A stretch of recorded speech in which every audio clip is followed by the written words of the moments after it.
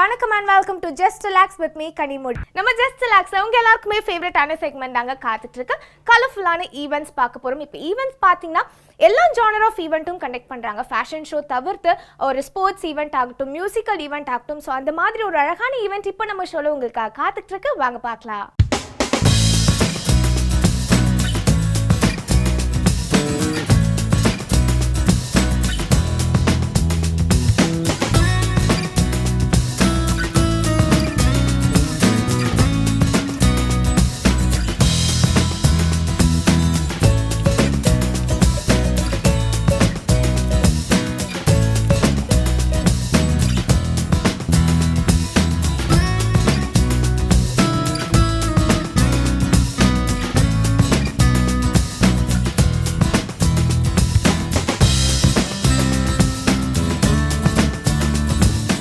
Sri Sai Shanmugar pictures தயாரித்து வழங்கும் ஐயனார் வீதி என்ற திரைப்படத்தை தயாரிப்பாளர் ஐயா செந்தில் ஐயா நானும் எனது நண்பர் விஜயசங்கர் அவர்களும் இணைந்து தயாரிக்கிறோம்.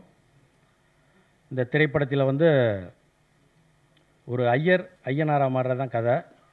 அதை ஐயர் கதாபாத்திரத்தில் மாண்புமிகு மரியாதைக்குரிய எங்கள் ஆசான் ஐயனார் திரு கே பாக்கியராஜ் அவர்களும் திரு பொன்வண்ணன் அவர்களும் இணைந்து நடித்திருக்கிறார்கள்.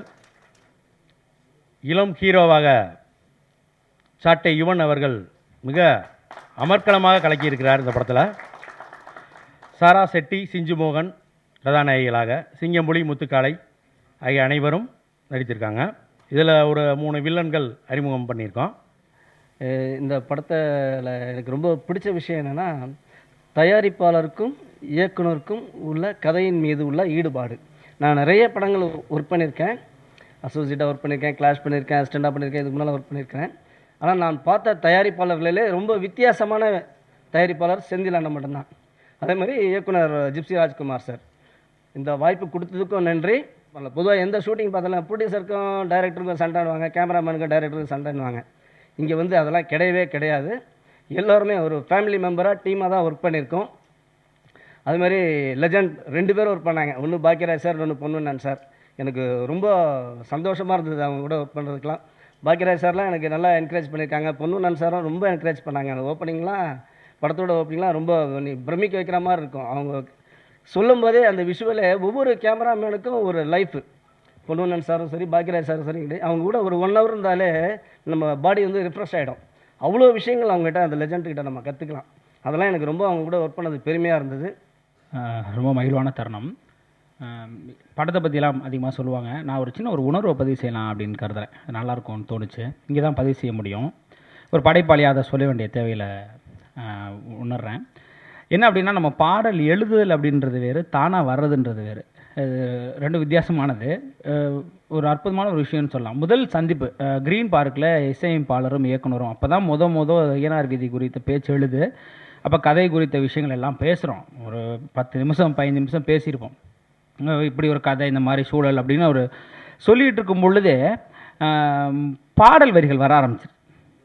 அது பொதுவாக சொல்லுவாங்க, சிந்திச்சதுக்கப்புறம் தான் எழுத முடியும். இங்கே சிந்திப்பதற்கு நேரம் இல்லை. இது ஏதாவது ஒரு உதாரணம் சொல்லணும்னா, அந்த அபிராமி பட்டர் இந்த அபிராமி அது எழுதுப்பார்.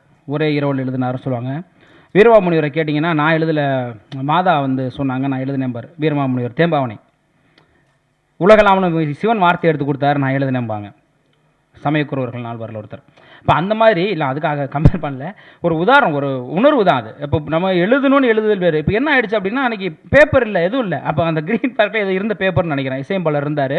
உடனடியாக எடுத்து ஐயனார் வீதியில் ஆடி வரும் சாமி, ஆதிசிவன் கோவம் ஏந்தி தாவி வரும் சாமி, இடவளமாக இடி இடிக்க ஓடி வரும் சாமி, ஈரக்கோளை நடுநடுங்க பாஞ்சு வரும் சாமின்னு கடன்னு எழுதி 5 நிமிஷத்தில் பாட்டு எழுதி கையில் கொடுத்துட்டேன்.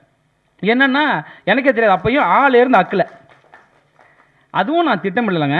ஆள் அகரத்தில் துவங்கி உயிரெழுத்து 12லையும் எழுதி கொடுத்தாச்சு. இது இன்றைக்கு தேவையான, இன்றைக்கி எல்லாமே இருக்குது, எமோஷ்னல் சென்டிமெண்ட் ஆன விஷயங்கள் இன்றைக்கி குறைவாக இருக்குது. இந்த படம் எனக்கு தெரிஞ்சு அதில் நிறைவடைஞ்சிருக்குன்னு தான் நான் கருதுகிறேன். ரொம்ப ஒரு கலவையான நல்ல ஒரு தரமான ஒரு படமாக தான் அதை நான் பார்க்குறேன்.